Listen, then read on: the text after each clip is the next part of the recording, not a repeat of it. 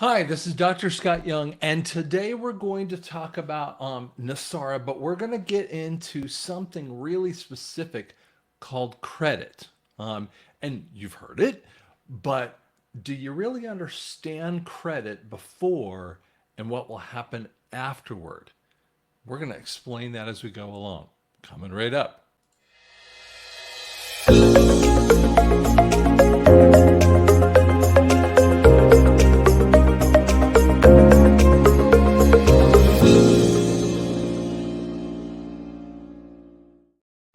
Okay, so first off, there is a real weird. I just was thinking about this 5 seconds ago. Actually, there's a strange conversation that is floating around some of the Nasara truther.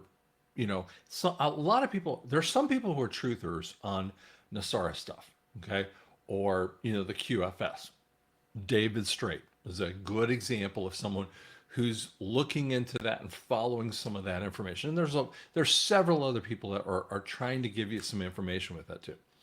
But there are other people who are, I would call them reporters. So they're kind of bringing in information and kind of spitting it out. Nothing wrong with that. It's no problem. I mean, if you are going to do a real good newscast, you'd want to have people who are generalists in reporting so that you get the flurry of information versus the specialist. This is why you always have the specialist come on a show and explain what is happening in Iraq. Now, what's funny is in the past, 20, 25, 30 years ago, you would have a person that was there, that is there. And so not just who was there, who is there, and you would really look at that. Now, they don't even do that kind of stuff. And so they're detaching even more. And so we really need to have that here in the future discussions with the real media. And that's what we're actually trying to accomplish. And it pisses off the media today. Do you know that? They're freaking out because they don't know how to handle this kind of stuff. And so, anyway, without getting too much over in that area, I want to show you a couple things that we're going to look at here. Got to drag it over here. So, firstly, you have to understand the credit crunch. Now, again, what I was talking about there is that some people think that there's going to be, each person is going to have so much money that she's never going to need credit. And that is just the dumbest thing in the world. I mean, if everyone is flushed with cash, and I have said this a billion times, if you're flushed with cash, what that does, I mean, and if everyone just make up a number, has $2 million or $5 million, or instantly actually is set at $5,000 a month. And I'm not talking about Social Security people, I'm talking about everyone that instantly has that much cash. What happens is, number one, they don't work. Number two, even if you try to make them work, there is a lower motivation, in essence, for them to work, which means that they're going to work in the lowest capable job out there because they're going to want to do their other things and they're not going to try to get ahead with that too. And that is bad for an economy like you can't believe.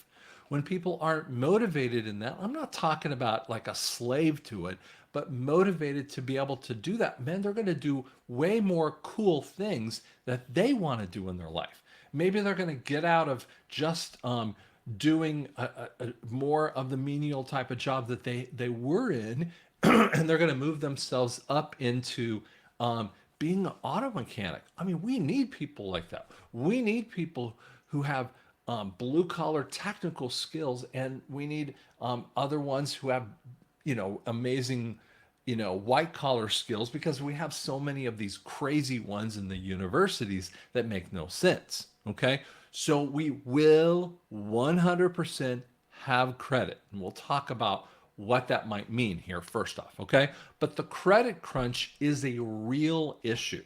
Okay. So I'm going to bring to the stage here, pop that sucker off there, just an issue that is going up right now with incredible rising debt.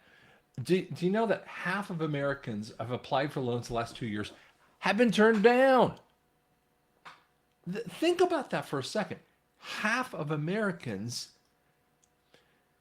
I mean, I'm hearing on an overall basis that people are trying to get loans, have a 50, 60, $70,000 job, and um, specifically like on asset-backed loans, meaning loans that have an innate value. So, for instance, a car, a house, kind of thing. Now, those are repossessable kinds of loans, and we'll talk a little about what happens at that. So, what occurs in there is, number one, there's a credit crunch, and and it's because interest rates spike. It's because we have too much money in the or too much fiat money out there. So interest rates go up to try to reduce the inflational levels. The more monies that they put in fiat number, the more inflation that you have, which rises prices. And so to pull down those prices, or pull down the inflationary rate, but it also messes with credit, is what they do is they boost up the interest rate. Now, what that does is that when you have high price and high interest rate, people will not lend and people will not borrow. I mean, it's a bilateral problem, okay? People are going, I'm not going to buy a house when, for instance, I'm going to tell you something happened. I have really, really good credit. I have to have it for a business, for having a business. And early 2020 or so, mid 2020, something like that, I refied my house to 2.75. And you're going, holy cow, I wish I had that kind of thing. I know. I mean, that's probably one of the best loans I ever had with that too. Can't remember exactly, but it's pretty close. And we're talking about a 30-year fixed on the house. And so you're going, wow, that's amazing. Because what happens now when someone is trying to get a house loan at 7.5%, 7.25, you're talking about the rate difference, even on a 200 and let's say $50,000 house, you're going to see a rate difference between maybe $1,100 to $1,700. I mean, that's huge in the amount of payment. And that also affects cars. So what happens is that half of Americans are not even getting those loans.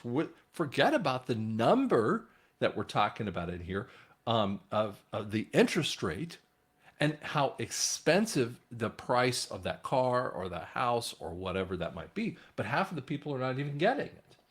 And so we're seeing this immense kind of a problem that keeps going on. And so then we ask this question, I mean, why are banks not lending? It's because what partially occurred is that banks had to hold back a 10% number, or around that kind of amount. So if they lent it out, they lent out 90% or $100, let's say. They had to keep at least $10 in the bank to cover themselves for bank runs or bank needs of someone trying to get their money out. Okay.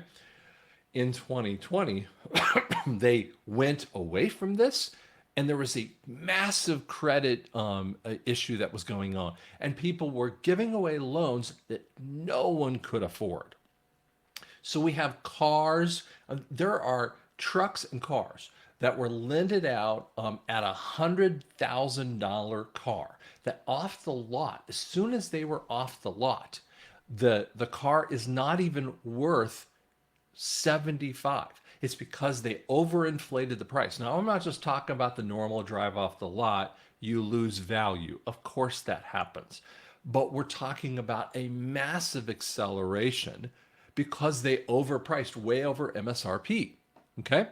And so what occurs there is that you're so far underneath, and if you only put maybe $1,000, $2,000, $5,000, $10,000 down on $100,000 car, you're so far underneath. You're 25,000 just in an MSRP. That isn't even talking about what you would have to trade it in if you went into a credit crunch three months later. So let's just say it goes down to 75 at MSRP. And then your trade-in rate would be way lower than that. Let's just say it's 56, and I've seen these kinds of numbers. So that person walks back in 3 months later thinking, okay, I I'm way over top. I lost my job. Whatever happens, and this happened in 2020, happened in 2021, more specifically, and accelerated through 2022. And so what occurred is these people were coming back into the car dealership or the house, and they were basically dropping off the keys, and they're going, they can't afford it. Now they were hoping for a trade-in, right? And yet the cars, their trade-in value is 56K. Even if they could go online and sell it someplace else, maybe they get 60, but they owed 99, let's just say. So they're $39,000 underneath. They can't even get close. So what they do is walk away, and it kills their credit. Instantaneously kills their credit. And this is the kind of stuff that was happening. So we have these massive rate changes that are happening on top of, so like the Feds raised the counter inflation rate of a 40-year high at 9.1%. Now they were showing that kind of number. And the reality that you will hear, or the part that of the lie you'll hear from media or the Biden administration, is the inflation rate is 6%. They're growing jobs and they're doing all this stuff, and that's just the most bogus lie in the history of the world. The reality, when you add up inflation, you got to add in pricing, and they're not talking about pricing. See, inflation is a portion of how much less your dollar is worth because they're printing things like it's going out of style. Right there, it tells you that we're not 9%. The real estimates are maybe 20 to 30% just on a pure inflational rate. And when you add in how much prices are going up, which I know that they have a calculation inside inflation, but they're not telling you that. So we're seeing inflation, real world inflation at 40, 50, 70%. Do you know that some of the countries are reporting 175% inflation rate with fiat money? It's because we're way past the red line on all this stuff. Okay? So this is some of the crazy stuff that happens. And again, they make this analogy. 3% loan on a $500,000 mortgage would cost $2,100. But at 7%, it's $3,300. I mean, you're going, do I suddenly have $1,200 more a month? Of course you don't. Okay, so let's talk a little bit about what credit happens. We have to give you a little background on this kind of stuff. Now, as a person, listen, I'm not a banker. I don't play one on TV. I'm not, a car dealership, which they'll see a lot more of this kind of stuff. So I'm not trying to say something I'm not, okay? But I have taken way more credit applications than most people have, okay? So I'm just telling you, I have some background in looking at that and watching how credit has happened in my life and people around me with this too. So when we talk about personal credit scores, it's called a FICO, okay? And basically what happens is that they're looking at your income to debt or debt to income ratios, okay? But you're not just looking at pure debt to income ratio, you're looking at how many sources that you have out there, how many credit points that you have out there. So if you have, 3 with a significant amount of credit on there, well, that's not as big as someone who has 7, 8, or 9 and distributing it out over those different credit cards. And then we have issues that they'll look into this kind of stuff. And you have 3 main sources: the Experian, Equifax, TransUnion. I think about Experian a lot because I look at that particular one quite a bit. And so what happens with those scores is that you see someone, 580 is pretty much the lowest rating. So when you're in this yellow category up to 670, you're going to always struggle to get a loan. What you normally would get pre-2020 is you might get a loan, but it's going to be a high rate. Okay, meaning that they would bump up the prices, or they would bump up the interest rate. Now, people who are 580 and lower on a car, a repossessable type of loan, what they can do, what they've done in this predatory lending over 20, 30 years or more, what happens is they will give these people a 22% interest rate. 21 has been the top number that they're supposed to give. But they do these personal loan kind of things. So they go off book and they give this incredible interest rate. And if you miss a couple payments, you're just done. They don't even fuss with you like that. And so these people normally can't get a loan unless they get these real unique kinds of car loans. And frankly, even those, they have to put them enough money up in front. And so most of the time they just can't get it. And so if we're talking about people who are in this kind of range, this is someone who's kind of gotten in some troubles or is very early on in their life. When you move up into the light green and the green category, they kind of say this is B, maybe a B plus rating, up to A plus ratings. And so you kind of see what happens when you're over 800. You've got a real good income, probably, and not too much debt, less than about 15-20%. Okay, so that's how they kind of look at these, and people are always looking at these kinds of things as a conversation. Now, when I do a credit application on a person, because I've dealt with this over the years, I'm looking at that credit score. And really what happens nowadays, especially on um, things that are not fungible, or things, loans like a house or a car that can be repossessed quickly, non-repossessable kinds of things. If you're buying a computer, you're buying something that they're not going to go in and take it away from you. So if you bought a pair of glasses, or you got hearing aids like I deal with, or any other kind of what's called care credit, or some of these Wells Fargo's kind of companies that will come in and do health related credits or other things like that, they can't repossess that. So they're going to do a quick credit check. It's a very fast kind of thing. And they come back with a score, and they basically go, yes, you can. I mean, if you ask for $1,400, they'll say you can get up to $1,700 or whatever that number is. Okay. So that kind of does that. But your interest rates, whether if you're doing a same as cash kind of thing, 12 months, same as cash, no interest kind of thing, you want to make your payments, equal payments over the time frame to kill it off, right? Now, what also happens is those rates, even in the best time frames, like when home rates, set off of the bond market, when home rates are 2, 3, 4%, right?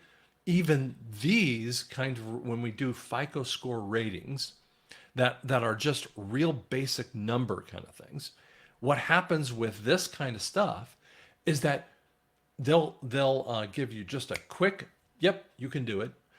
Now, when you move into a house loan, they're really going to look at your credit. So let's just say you had 740 credit, but they also see a whole bunch of other debt points there.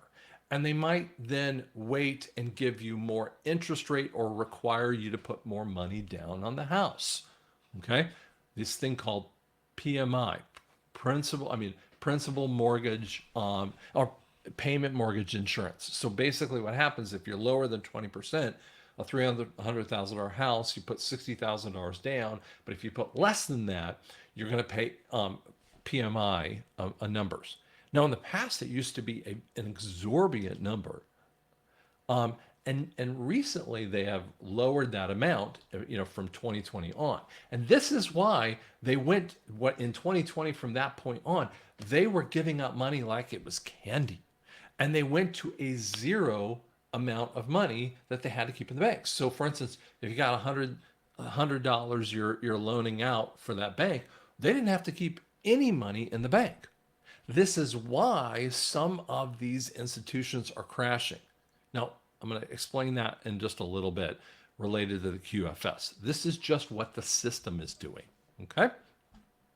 Okay, so we have some understanding a little bit about what credit applications do and how they're calculated. They're looking at your payment history, amount owed, length of credit, new mix, credit mix. They're looking at lots and lots of these areas to do this. Now, again, I always say this. I mean, be consistent on your payments. I mean, no matter what time frame, before or after. If you're not consistent on your payments, then you're having a problem. Right now, I'm having a problem with my home payment. I always pay it perfectly, but the bank is not sending it out right now. So I'm having some difficulties. And I'm like, what's going on, guys? Get this thing out of there, right?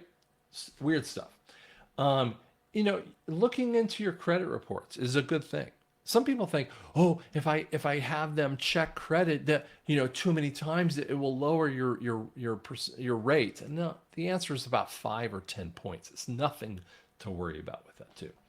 Um, Make sure that you always just pay your amounts, be able to be, keep, accounts open. Older accounts that are good standing are good for you in a lot of ways. And this is that kind of stuff. But you're always looking for stuff that's, out of bounds. One of my funniest things, and this was um, pre credit score timeframes. I mean, they had credit scores, but it was not that quick kind of thing, right? And I'm 25 at the time, and so early 90s, and I'm just trying to get like I have a checking account, and I just want to get like a debit card, right? And this is when I kind of soured on debit cards, and they wouldn't give it to me. And they go, well, you got to, you should check your credit report. At the time, you couldn't go online because there wasn't any online thing. So it took me like 4 weeks to get the stupid credit report in paper, right? And I'm looking through this and I'm going, I don't see any problem because I've always kind of watched that, but I don't see any issue out there. I mean, I got like almost nothing on credit cards, and I had one car payment, and I was renting. And the renting, they didn't even put in your credit check at that time, right? So I should be way high. This woman is looking at this with me from the bank, and she goes, on page 6, you see XXX, and I'm like, what are you talking about? None of that stuff is there. Well, look on page 12. It's not there. After the third time of looking at a page that I'm not seeing anything that she seems to see, and she goes over to the front page and she goes, is your name Scott blank Young, right? I'm not going to tell you my middle initial point. And Scott blank Young, and I go, no. She gets my middle name wrong. And she goes, is your social security number XXX? And I'm going, no, it's YYY. And I mean, they didn't even get it right, because they pulled the wrong credit report. And that happens to these people, right? She kind of got off the phone really quickly. Your debit card's on the way. She knew she screwed up, right? And the bank had to take it in the teeth. Okay. So this is the problem that's happening out there, and we have a massive issue with how credit is going, and it's top heavy in this world. Okay, but I want to flip to after the time frame that we look at credit issues, and I want to show you something super fascinating with this. I want to give you a little background. My wife and I have been married for 31 years, just a little over that. And we actually met at a dating service, and it was an introduction dating service, right? We dated for 3 months. 3 months later, we got married. So I mean, it was a total of 6 months. People say you can't plan a wedding. I'm like, we did it. We did the whole thing, even in a church, right?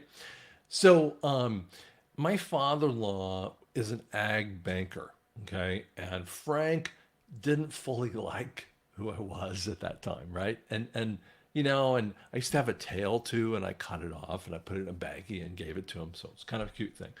Anyway, he grew to love me. He knew how much that, I was good for his daughter, and she loved me, and the whole thing was going on.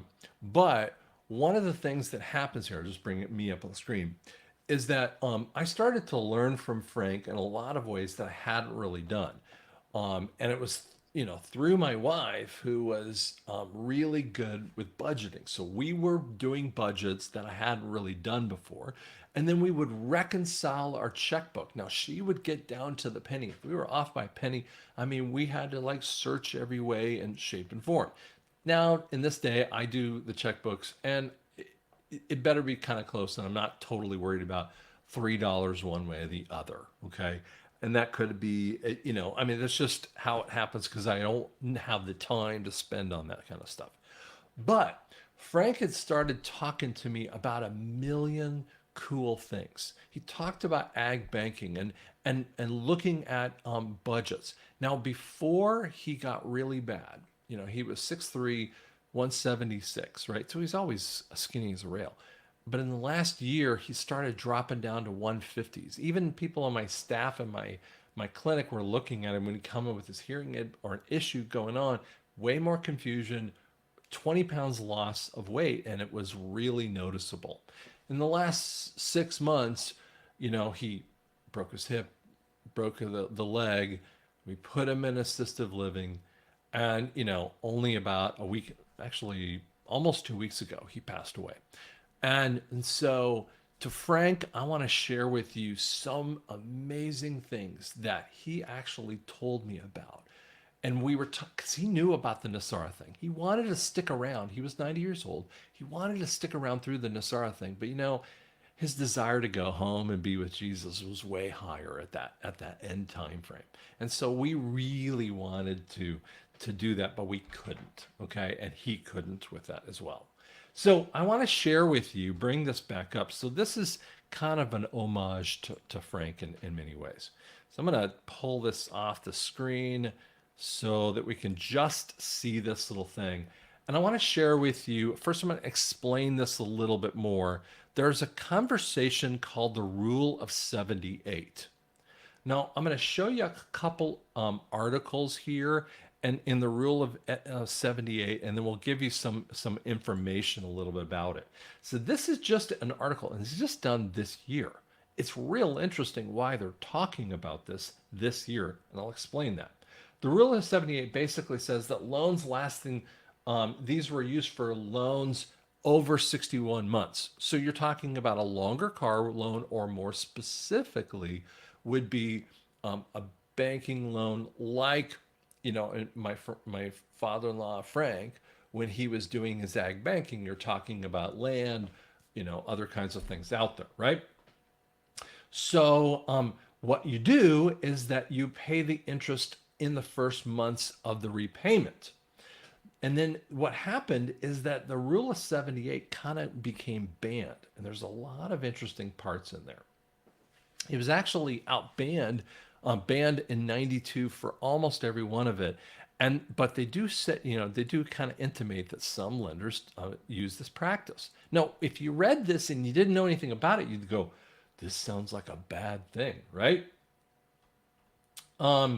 So what happens is they have a way of looking at this. And I want you to see this little thing here. To use the rule, what we're talking about is a 12-month loan. So that the money up front right here, this is where the interest would come in. Okay, so that is where they're getting their money up front. After that time frame, it becomes almost no interest to, actually, in many cases in the past, it was a zero interest point, because what they got is they got all of the upfront fee points out here. So after this time frame, from a month 13 and on, you had no interest. You're just dropping into your principal, right? And so what happens is that in the beginning, sometimes, now this is one way that they did this. This isn't exactly the right way of systems. Sometimes they made them, the monthly interest actually in the beginning of the loan was actually huge. So they would normally front the loan higher here. This is not correct exactly. So you would see the interest out here, but you're only seeing interest there. And they're just talking about a particular example of a $2,000 loan. Okay. So one of the things that happened, and they talk about the Rule of 78 versus simple interest. Well, no one does simple interest anymore. Okay. And I'm going to come back to simple interest here in a second. And so they talk about it. It was a bad way of doing this kind of system. Let me show you another one. And they even talk about how to avoid the debt trap, right? So they talked about this loan. And again, they're talking about 12 months, on a 3-year loan, let's say. So the back 24 months is going to be without interest. The front 20 months or 12 months is going to be with interest. Okay. So they kind of walk through some tables, and you can kind of see some of this stuff. It's pretty funny. You can Google this same stuff too. Now I'm going to show you something interesting. This was done in 2021. Now I'm going to turn this off here. Sorry. And I want you to think about this. I want you to think about something interesting. In the Rule of 78, it was actually created in 1935 or 70. Yeah, Rule of 78 was created in 35. Now, the Fed was created in 1913. World War I happens.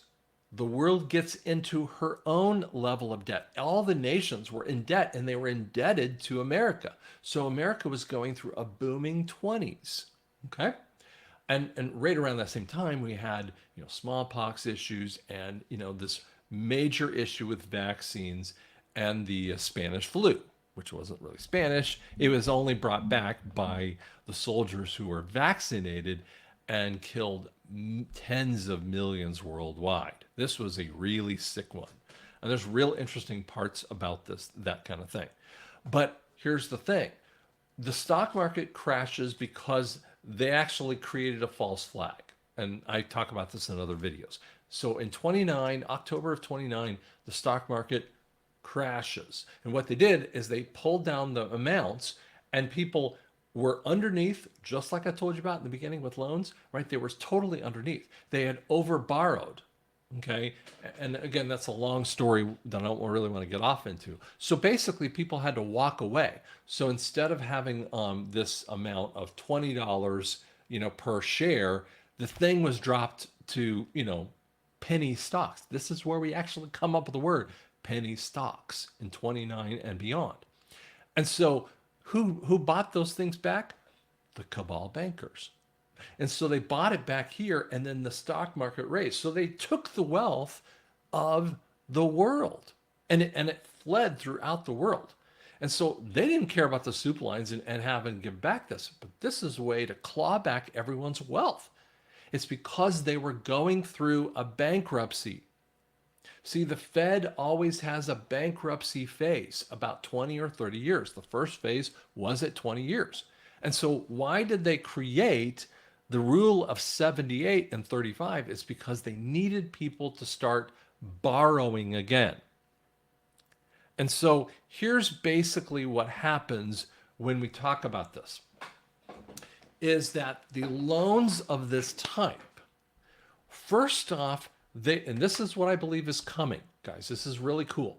Instead of compound interest, which in a compound interest phase, if you have a $300,000 loan on compound interest of even 3.5% or more, you're going to pay $450-ish thousand for that house. By 5 years, you could have nearly paid a third of that house, right, off. If you just talked about the principal that they made. See, they make back their money so easily with this, with compound interest. And the higher the interest rate, the more they're quickly recouping that amount. I mean, it becomes a profit, point. And then when people foreclose, they don't care, because even if you paid $150,000, you really did pay $150,000 toward your loan on a $300,000 house, and you get into a major credit crunch, you lose your job or whatever circumstance happens, and here's the big one, is medical expenses. Even if you did, they're going to take your house and they're not going to give you a dime for it. I mean, they don't give you they don't sell the house for $320,000 and go, well, you got 100. I mean, even if they gave you the $30,000 of principal, they don't give you $30,000 of principal. You get zero and go, sorry, right? You get the middle finger. So what is occurring here is this, is we're going to see, and compound interest actually is in the Constitution in several different places, okay? First off, fiat money is illegal in the first article in the 10th section. We have the 14th Amendment under the 4th section that talks about paying debts to people that are not inside of America, meaning foreign debts. You don't owe those. And that's why the debt of the America, we had someone on our Telegram channel saying, no, NESARA is only going to pay off the national debt. No. They're going to pay every debt. And it's because when you go into a gold back standard, you don't bring in the fiat debts. So by the way, those debts are going to wipe off fully. Bank to bank loans. So whether it's personal to your business or personal to a bank, whatever, that kind of thing is going to be paid off with that. Okay. And don't ask me every single loan. Everyone wants to tell me, I have this loan. And I'm like, is it to a bank? Yes. Okay. All right. Now, on this conversation of the rule of 78, I want to share with you the way that with this rule of 78, the way that they were doing this. And we had, my father-in-law, Frank, and I had very long conversations when he was way more lucid. And it was really kind of cool. And I started to have a vision of this. And so I'm just telling you, can I prove this? No. But by the way, I didn't create it. Bankers created it. Okay. Again, we're just pulling out stuff from the past. Gold-backed currency has existed in the past. When we bring out the gold-backed currency, it has to be set by the Treasury, and then the money has a value. When money has a value, prices start to fall dramatically, right? The same thing happens when we talk about credit issues. So here's what I would say to you, and we'll just use the example of 78 on a long-term loan, okay? Let's say we had a loan for, let's just use that $300,000 house, okay? Well, I believe houses are going to drop in value dramatically. 60 or 40%, I would say they drop. Now, people, I'm going to lose money. I'm like, oh my God, let me just explain that one to you. Let me back up and explain that one to you. If you had a $300,000 house, you put 20% down, $60,000. You owe $240,000. You paid on it for 5 years. If you have a 3 or 4% loan, you barely have scratched the surface because they front end the interest on that thing, right?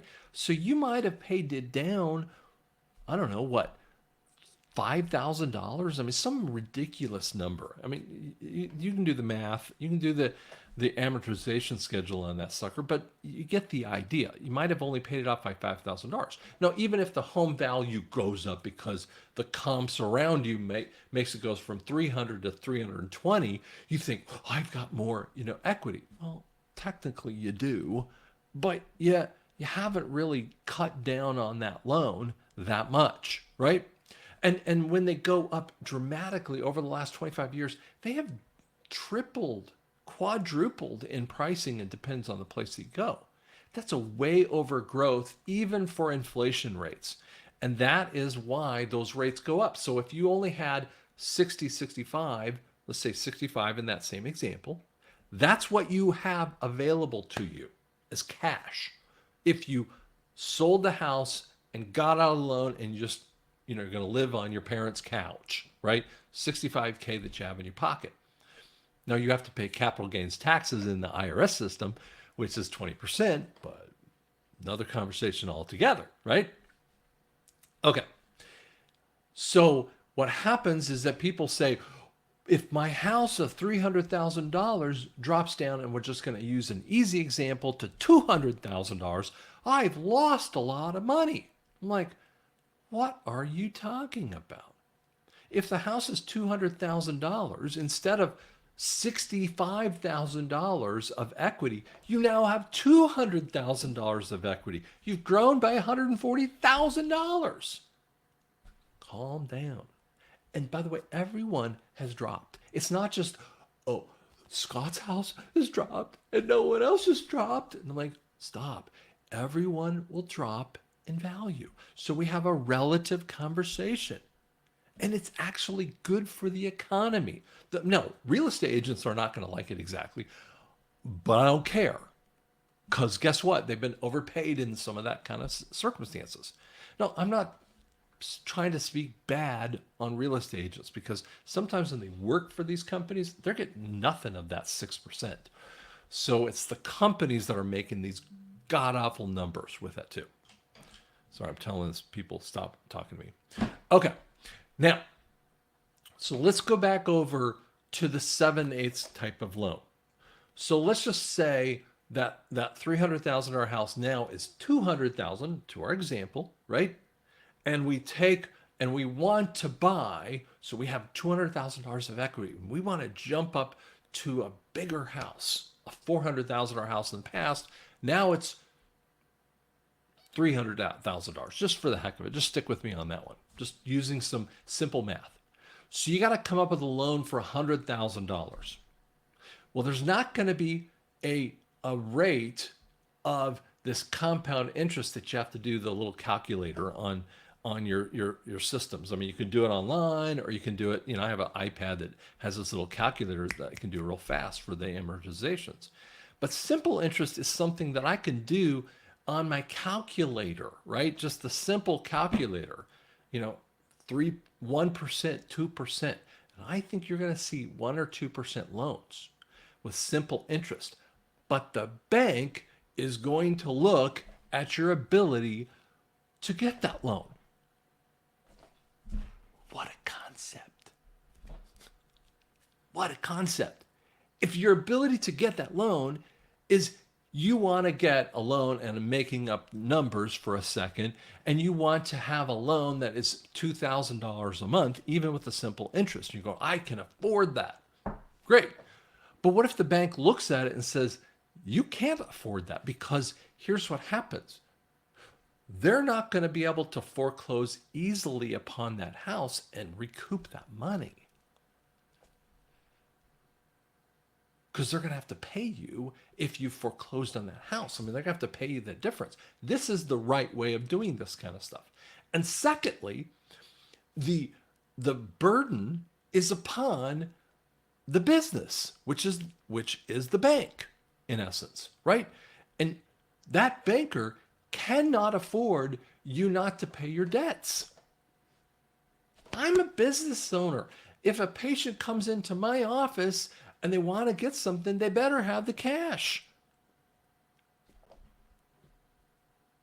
And if I was living on like a payment type of system, which lots of people have businesses where they have, consistent payment systems for every single person. They're not buying a huge amount, but they're doing a payment kind of structure, right? So everyone walking in getting a payment structure point. That's cool. That's just one way of doing a business structure. But if you don't have the money, you ain't getting help. And by the way, that happens with every single business, okay? If you don't have the money, you're not going to get it. And that's what we've missed in this whole conversation. So if the bank says, I'm not going to give you a $2,000 loan, I'll look at your budget and all I'm willing to go with is $1,200. And you can, Adam, but guess what? That's what's actually going to be right for you. You might want to boost up because you think that you can afford that. And the answer is you probably couldn't. I mean, it's part of the lies that people have been telling.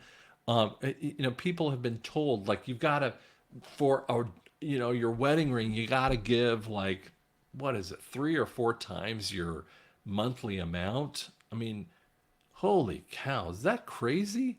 I mean, just make up a lower number, $60,000 a year, $5,000 a month, and they're saying, 4 months of that, a $20,000 ring for someone who has got a $60,000 amount. I mean, they give you these numbers that is never even realistic, but those are what they want you to spend. And you have to go kind of push back and say, you know what, my real budget is X.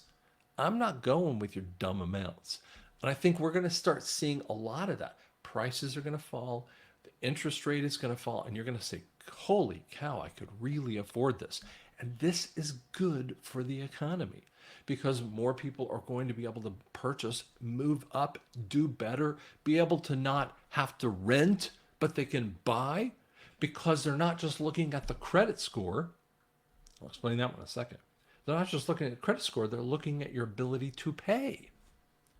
What a concept, right? Your ability to pay. As a business owner, I'm always having to have this conversation. Do you have the ability to pay for it?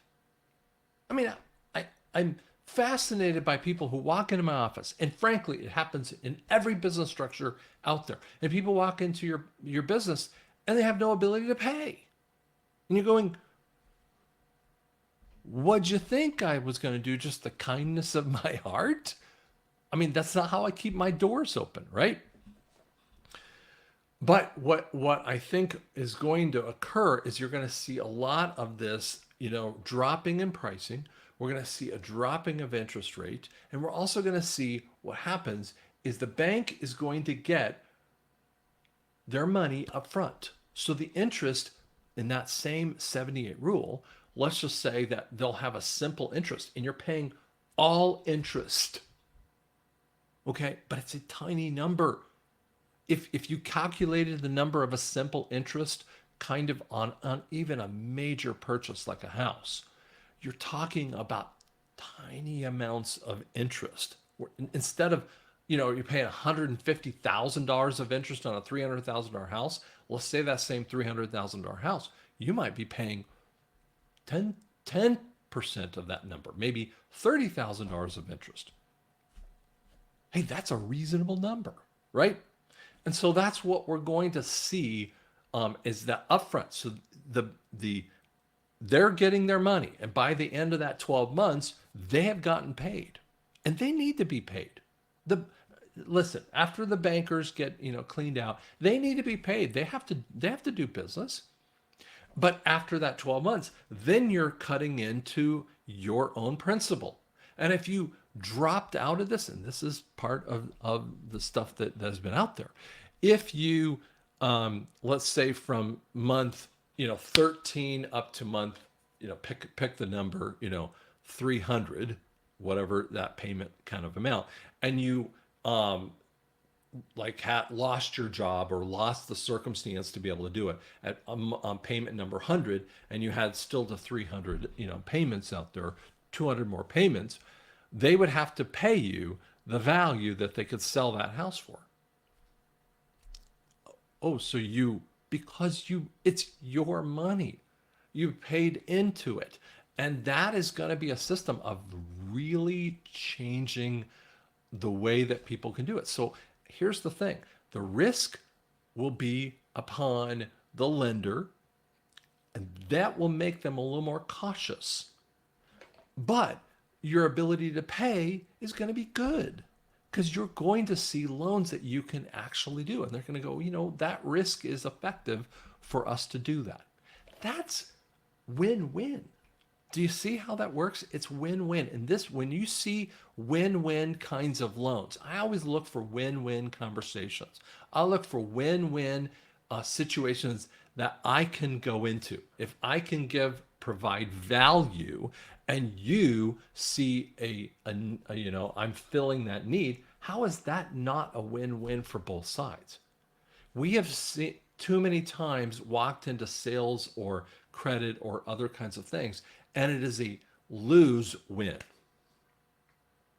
Lose-win is lose for the client, win for the bank. Or here's the worst one, lose-lose. It's bad for that client to buy that house, and it's horrible for the bank because they know for a fact that person is going to default. Now, they rig the game because they do some rigging in there that someone's going to foreclose on it, and maybe they won't get that ability to get that house. The bank up from it will get that house, however that might be set. So there's a cool sets of things that are available. Again, these are pontifications. These are ideas of that were out there. And why are they ideas that were out there? It's because they were based upon what bankers have done. So I just thank you, Frank, for sharing that in my life. Listen, there is sensible kinds of ways to run an economy with creditabilities, okay? And it's a good thing. Don't think it's a bad thing with that too. Okay. So I hope this helped you, gave you some idea. We're going to have a whole bunch of things. So we're going to teach you on with this. Um, I'm going to give you, and I'm going to give you the hint. We're going to talk about, and I have some notes over here, the 2008 2009 crisis and how the cabal actually screwed people over and how they did it and how this Nasara was actually going to happen then too. It's going to be fun. So like and subscribe. I appreciate it so much.